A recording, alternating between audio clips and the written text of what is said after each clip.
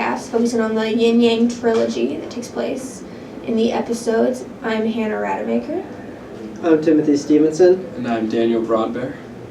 So I'm going to start off with like the opening scene of the... Oh yeah. Mr. Yin Presents is the title of this particular episode, the second one in the series, which is season 4, episode 16, if you want to watch it. But, so it opens up, and Henry, Sean's father, is dropping him off at the movie theaters, and without Gus, which is like pretty random for Sean because they do absolutely everything together the entire time.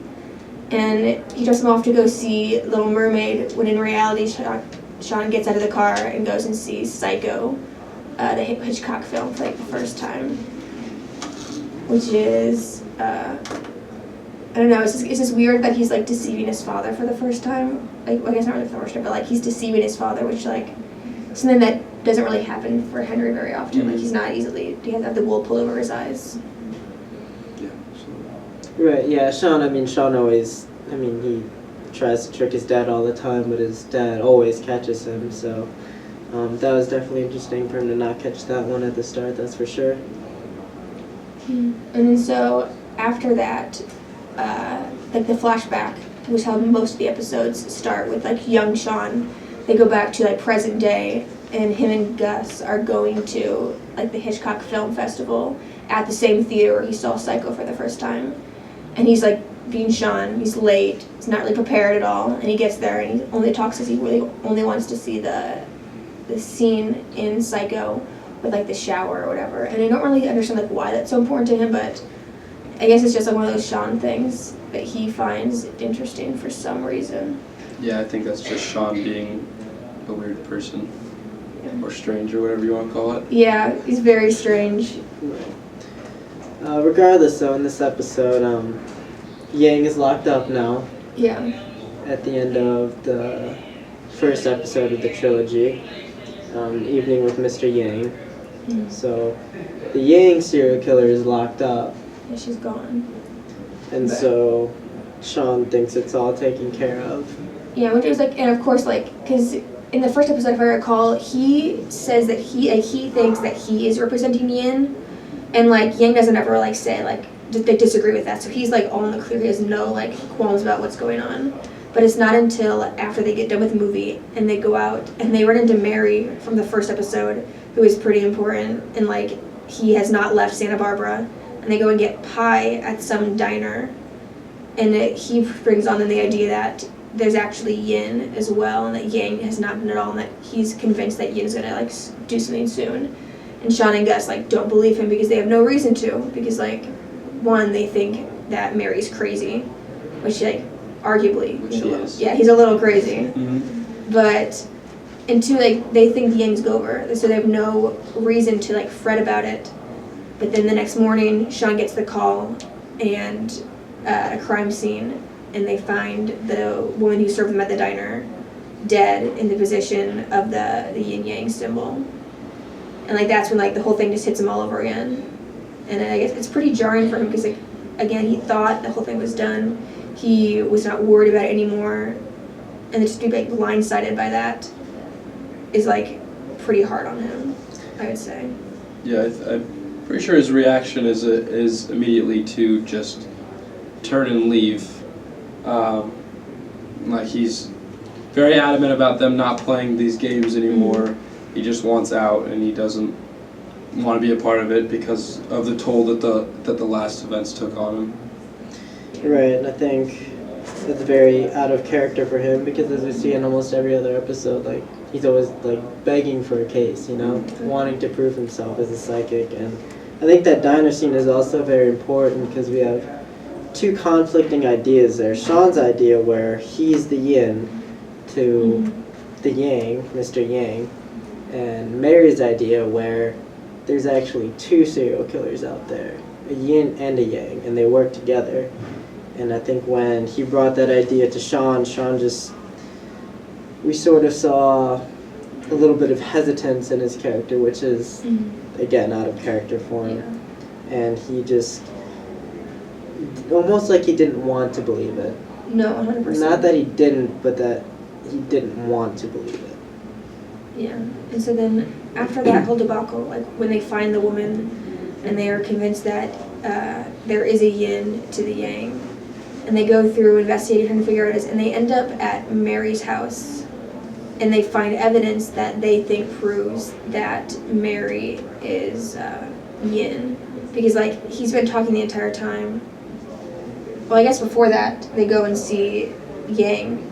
Is that correct? I can't remember. Before that, I think so, because they go yeah, with Mary. they visit Yang. Mm-hmm. And she's like in her cell. Her mental asylum or whatever. Yeah, and then she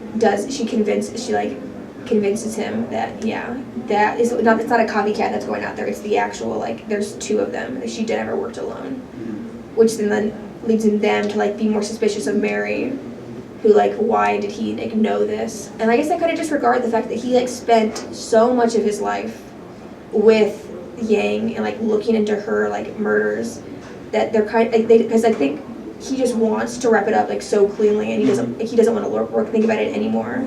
So when they go and they like find some evidence that it might be Mary, they go all in on the Mary idea, and it's not until they get to one of the clues. Theater, I think. It's not. No, I don't think it's a theater. It's like a dock thing, and they like walk up into a building, and they get locked in a room, and they see Mary, and they're convinced when they see Mary that he was Yin. But one of the scenes in Hitchcock is when when the character is walking up a staircase, the murderer comes out and like stabs him, and that's exactly what happens in this case. But Sean and Gus, and like they see that it's happening, and they have there was no way they can stop it. And as soon as they get out there, they see that Mary is dead. Because they were watching from a surveillance room, that they were locked in, and so I think Ian knew that they were going to be there, and so he, planned for them to be locked up there and watch as he killed Mary. Yeah. Rest in peace. Yeah, he was weird. But I think when you were talking about how he had been like investigating Yang for so long, that was one of the things that triggered like Sean's, I guess, his vision of Mary being Yin, because the ankle weights. The ankle weights, and then Mary said that with a lot of certainty that there was another person, and that he had spent all his life with Yang. So I mean, if you look at those two things together, it would lead you to believe that he was the other person who had been spending his whole life with Yang. So that's why Sean and Gus and everybody else kind of turns on Mary, while Mary's actually the victim as opposed to the murderer. Just like a guy who like really cared about I don't think he cared about solving the murder, because he like was kind of upset when Yang was caught, but like he's just obsessed with the whole narrative that like that's who he is, and like he's like his unwillingness to change himself. Yeah.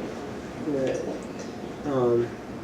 And then it goes on, and Yin kidnaps Abigail and Jules. So much like in the first episode, the plot ends up taking a bigger toll on Sean as it hits close to home. The difference was, at the start of this episode, once we found out that the Yin Yang killer came back, like, Sean wasn't all, giggles and jokes anymore. He went straight to the serious Sean that we don't really ever see in any other episode other than this trilogy here. And so certainly once Jules and Abigail are kidnapped, it gets even worse. Well, because before that, is when Yin like has them all be like Hitchcock characters in his films, and they have to like pretend to be them, and his dad is brought into the whole equation, which is like again like it's like semblance with his mom, who was in the first one, and now his dad's here, and he's pretty worried, like he doesn't never really worries about his dad, but like you can tell that like, he really cares about his dad. Yeah, it's still family, and when it comes to life or death situation, there's obviously a different emotion with family than there would be with somebody else. So there's. And then so like when Jules is gone, and then they get back, and then he's to go pick up Abigail, and then Abigail's gone. Like it's like back to back two people that he like loves the most in the world are like taken from him, and he's given the ultimatum. Like he's told he can either save one of them or the other, but there's no way Yin tells him that he can save both of them at the same time because their murders are going to happen simultaneously. Which then I guess leads him to ultimately deciding to go save Abigail, and he sends Gus to go get Jules from the clock tower. Mm-hmm. Yeah, I think the scene at the dock, which is where Abigail is at, when they went to the prison with Mr. Yang, Mr. Yang gave him a clue about